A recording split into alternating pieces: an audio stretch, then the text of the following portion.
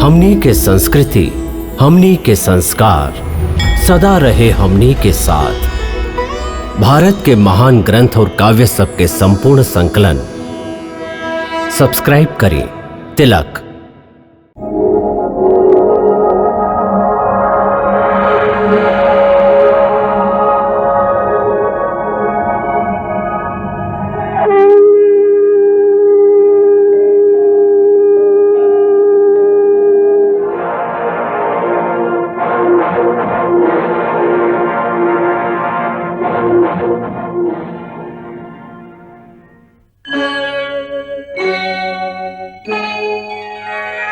कृष्णा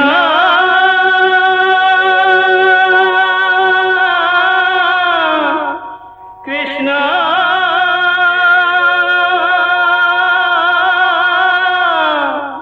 हरे कृष्णा हरे हरे।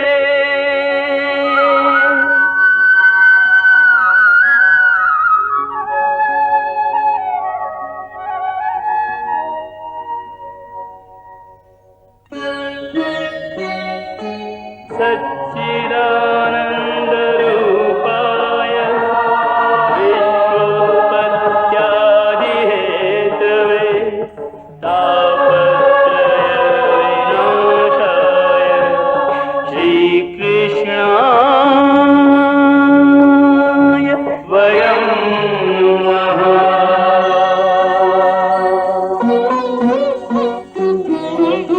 श्रीकृष्ण गोविंद हरे मुरारे, हे नाथ नारायण वासुदेव। हरे कृष्ण राधे कृष्ण राधे राधे कृष्ण कृष्ण कृष्ण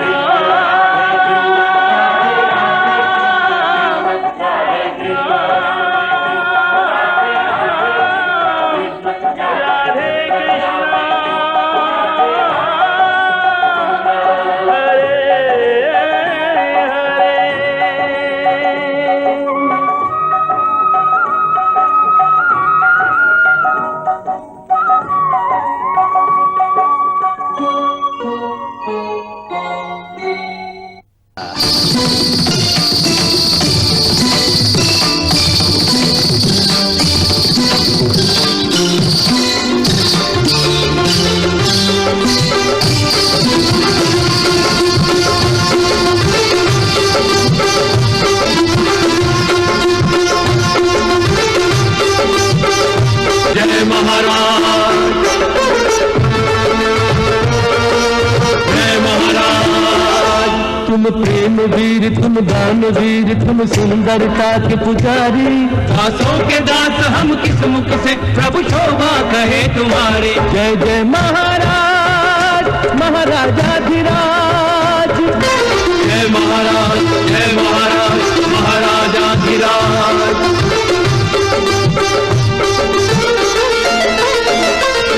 जादू है तुम्हारे हाथों में, कहूँ और तुम्हारी ख्याति है। और तुम्हारी ख्याति है। मदिरा को हाथ लगा दो तो मदिरा अमृत बन जाती है। मदिरा अमृत बन जाती है। तुम इंद्रों से भी इंद्र बड़े, ये इंद्र सभा बतलाती है। ये इंद्र सभा बतलाती है। जिस नारी पे तुम हाथ रखो, इंद्राणी वही कहाती है। इंद्राणी वही कहाती है। रति खेल निपुण सौंदर्य पार की कामदेव अवतारी। दासों के दास हम किस मुख से प्रभु शोभा कहे तुम्हारी। जय जय महाराज, महाराजाधिराज। जय महाराज, जय महाराज, महाराजाधिराज।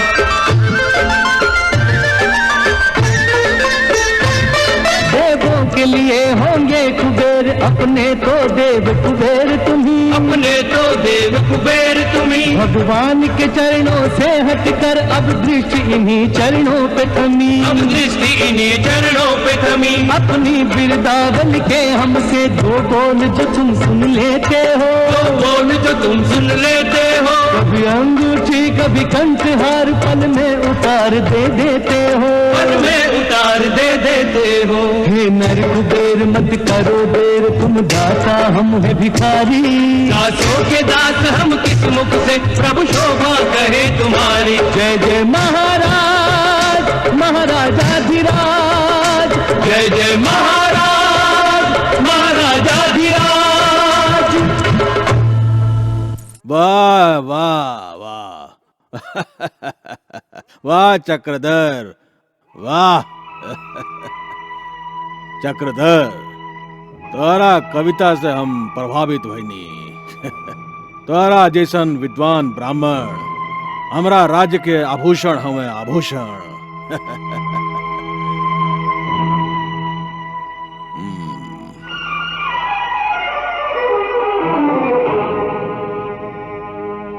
ईला ले जा।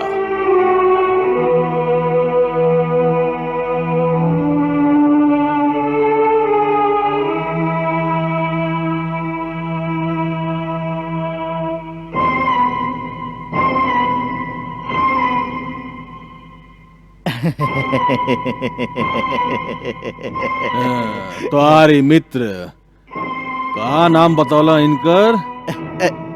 जी सुदामा। सुदामा। उनसे कहा का लिखले बाड़े हमके सुनावास। जी सुदामा। ए सुदामा, उठा उठा उठा। अरे गावा, चला गावा गावा ना। अरे गावा ना, अरे गावा। अरे गावा ना, अरे गावा ना कविता गावा। अरे सुदामा नाटक हमसे ई नाटक ना हुई। आई अरे मूर्ख हो गई बड़ा का। राजा क्या क्या ना बनवा, तब बंदी घर में डाल दी है। हम दोनों के मार दिए हैं। अरे जल्दी गावा ना। का भइल तोहार मित्र के? कुछ ना महाराज, कुछ ना। आपन कविता याद कर रहा है। इतना जल्दी भुला गई? अब भुला नहीं गई महाराज, भुला नहीं गई। आप नहीं जानत महाराज, आप जैसन प्रतापी राजा के सामने ठाड़ होके कुछ बोले खातिर कितना हिम्मत चाहिए, कितना हिम्मत। बड़ बड़ वीरन के होश उड़ जाला महाराज आपके देख के। ये तो ठीक है। अच्छा एकरा के थोड़ी का मदरा पियादा, अब ही होश में आ जाए। ना ना गावा ना।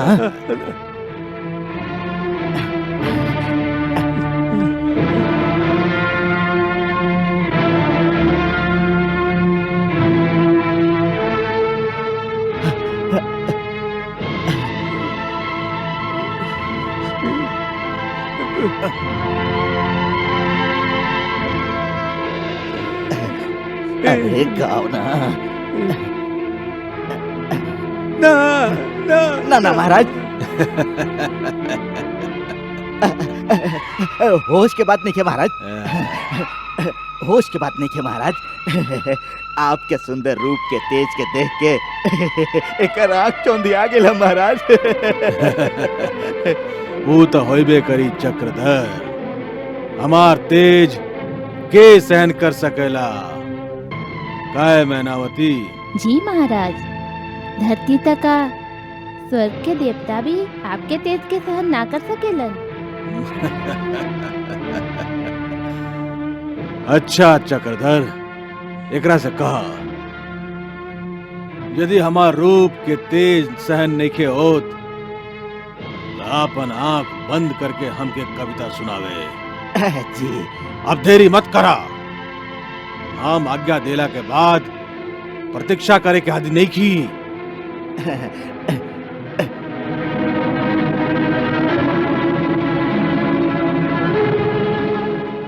अरे सुनाओ सुदामा, सुनाओ। अरे मूर्ख,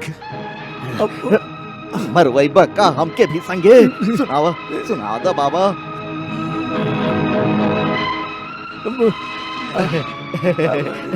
कब फांसी के फंदा पर लटकाई बा। हम कुछ ना लिख ली चक्रधर, हम कुछ ना लिख ली। अरे जौन याद बा उहे सुनावा, जौन याद बा उहे सुनावा ना।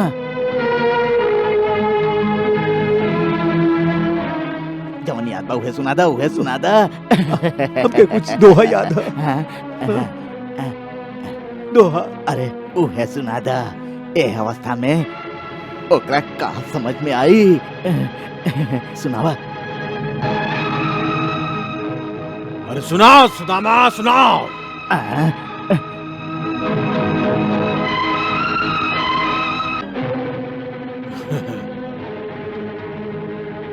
अरे सुनाओ सुदामा सुनाओ। सुन राजा अब त्याग दे झूठा मान गुमान। सुन राजा अब त्याग दे झूठा मान गुमान। 2 दिन के सब ठाठ हैं, 2 दिन की ये शान। भजले हरि हरि ओ भजले हरि हरि। सुन राजा भजले हरि हरि।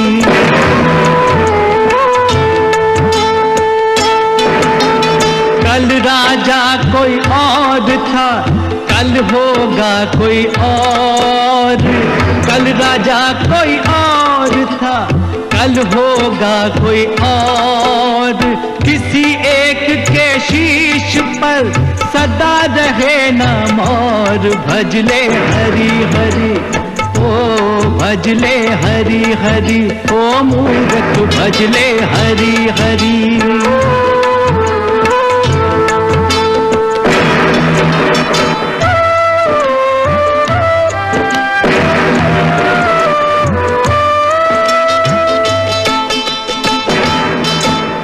राजा राणा छत्रपति हाथिन के असबार।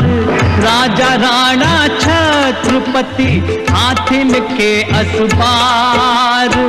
मरना सबको एक दिन अपनी अपनी बार। भजले हरि हरि ओ भजले हरि हरि। सुन राजा भजले हरि हरि।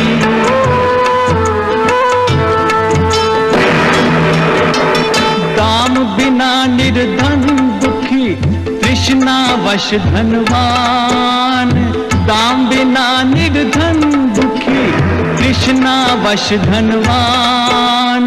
कहूँ न सुख संसार में, सब जग देखा छान। भजले हरि हरि ओ भजले हरि हरि। सुन सुन रे भजले हरि हरि।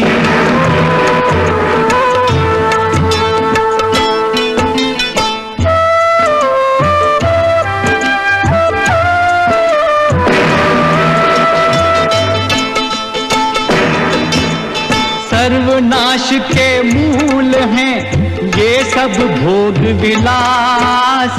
सर्वनाश के मूल हैं ये सब भोग विलास। खारे पानी से बुझे कब अमृत की प्यास। भजले हरि हरि ओ भजले हरि हरि। ओ पगले भजले हरि हरि।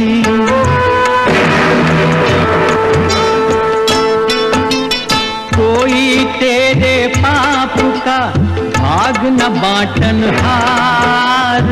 कोई तेरे पाप का भाग न बांटन हार।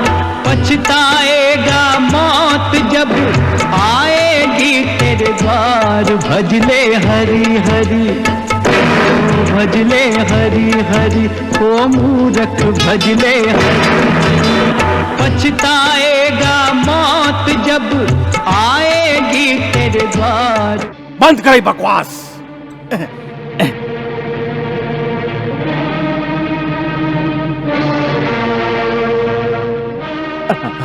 क्यों बा? ये मूर्ख हमके मृत्यु के द्वार दिखावे आइला। एकरे के मृत्यु के द्वार तक ले जा और महल के छत से नीचे फेंकता। जय आज्ञा महाराज। ना ना महाराज, एकरा क्षमा कर दी, एकरा क्षमा कर दी महाराज। ये बेचारा के क्षमा कर दी। ई तो महामूर्ख दरअसल ई पागल हो गया। गरीबी एकला के पागल कर दिले हा। ई अपन होश में नहीं के महाराज। ते पागल के हमारा सामने कह लेला। महाराज एकर गरीबी पर हमके तरस आ गल रहे। पिछला 3 दिन से एकर लइकन और एकर पत्नी भोजन नहीं कन कैले महाराज।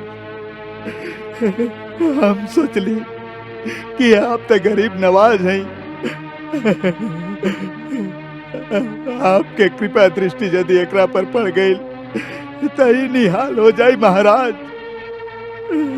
बाकी ये हम का जानत रही कि आज फिर से एकरा पर पागलपन के दौरा पड़ जाए।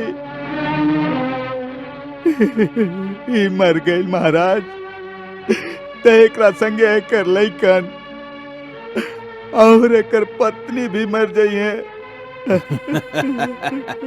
और ऐसे आपके अपयश हुई महाराज, आपके अपयश। का कहता अपयश होई? प्रजा हमके बुरा कही। ई प्रजा के का मजाल जे आपके बुरा कहे महाराज। जानत हैं आप कि प्रजा आपके बारे में का कहेले? का कहले? प्रजा तो कहले कि आप भगवान से भी ज्यादा दयावान हैं। भगवान भी जिनका क्षमा ना करेलन, आप तो उनका भी क्षमा कर देला ना महाराज।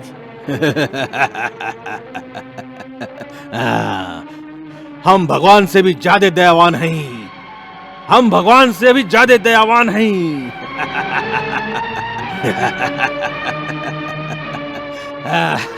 वाह चक्रधर वाह, हम भगवान से भी ज्यादा दयावान हैं। हम सबके क्षमा कर देला। क्षमा कर दे एकरा के छत से मत फेंका, खाली धक्का मार के निकाल दा। ले जा। दे आज्ञा महाराज।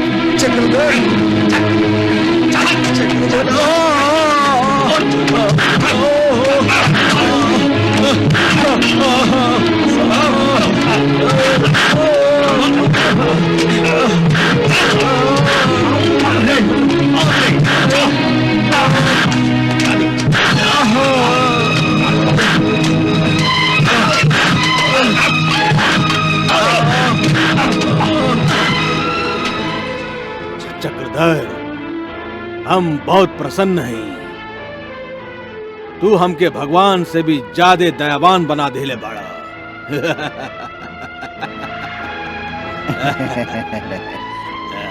ला, ये ला।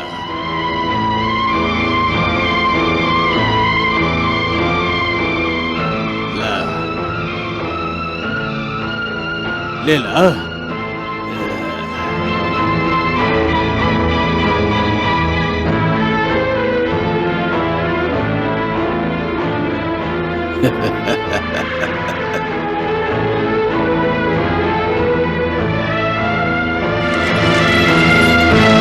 महाराज की जय हो, महाराज की जय हो।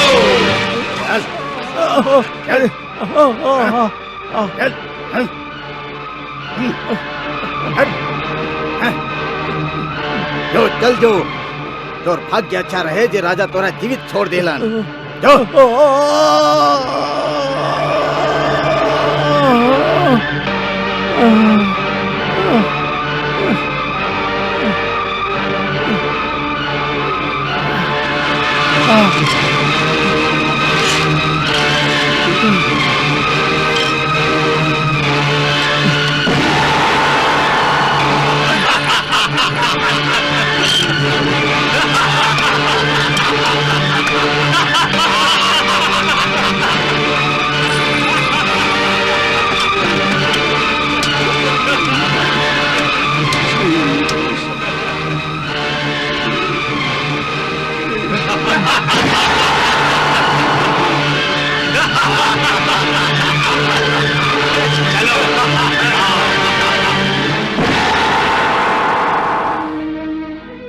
प्रभु, इनकर दुख की कौनो सीमा बा भी के ना, कहीं अंत होई भी के ना। अंत होई ना देवी, हो गईल हा। हम समझ ली ना प्रभु। ये उनकर अंतिम परीक्षा रहे। दुख के चरम सीमा पार कैला के बाद ही प्राणी सुख के सीमा में पहला कदम रखेला। तो एकर अर्थ सुदामा के दुख के दिन समाप्त हो गई, सुख के दिन आ गई। सुख के दिन आ ना गईल, आवे वाला हा। देवी, जैसे रात समाप्त होखला पर भोर के समय के प्रकाश धीरे धीरे बढ़ेला, वही तरह जब प्राणी के पुण्य कर्म के उदय होखेला त धीरे धीरे जीवन में सुख के प्रकाश आवे लगेला। ओकरा खातिर मनुष्य के मति और ओकरा बुद्धि में भी बदलाव आयल जरूरी है। अब देखा ना, वह होखे वाला बा सुदामा के संगे। आह, आह, आह, आह, आह,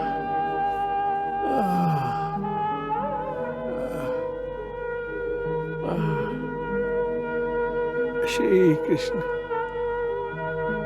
श्री कृष्ण, श्री कृष्ण, श्री कृष्ण। आह, आह, आह, श्री कृष्ण। आह, श्री कृष्ण। आह, आह, आह, श्री कृष्ण, श्री कृष्ण, श्री कृष्ण। हमके क्षमा कर दी है। श्री कृष्ण। ये सब हमरे दोष बा। ना हम आपके वहां जाए खातिर बेबस करती, और ना ही आज आप एह तरह घायल होती।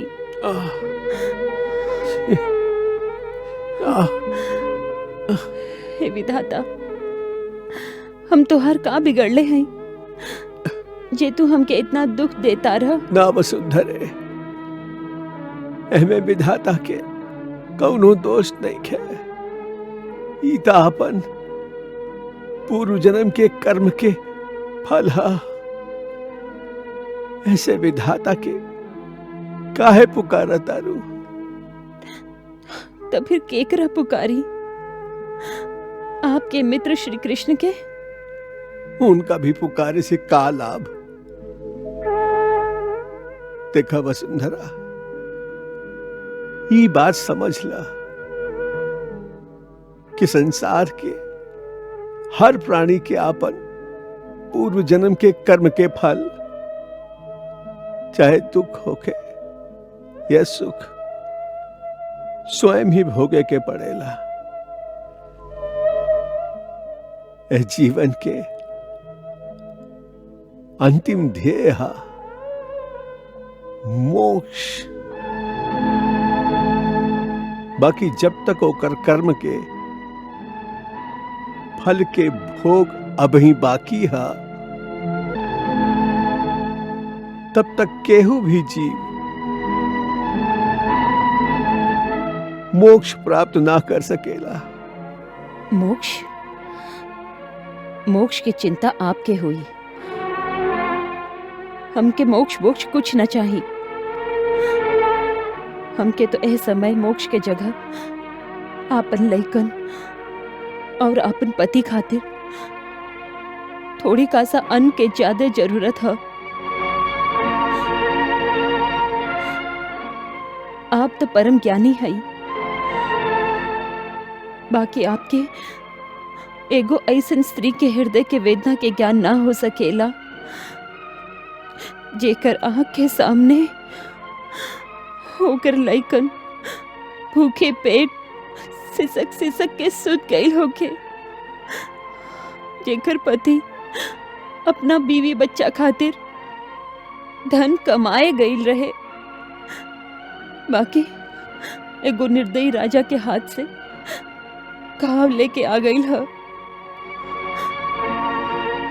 ऐसन माई और ऐसन पत्नी के हृदय के पीड़ा के ज्ञान आपके कौनो शास्त्र में ना लिखल होई।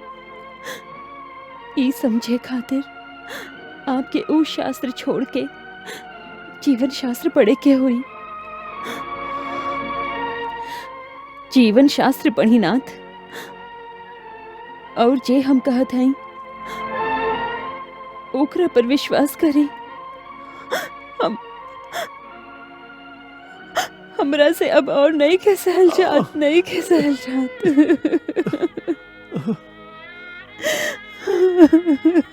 कृष्णा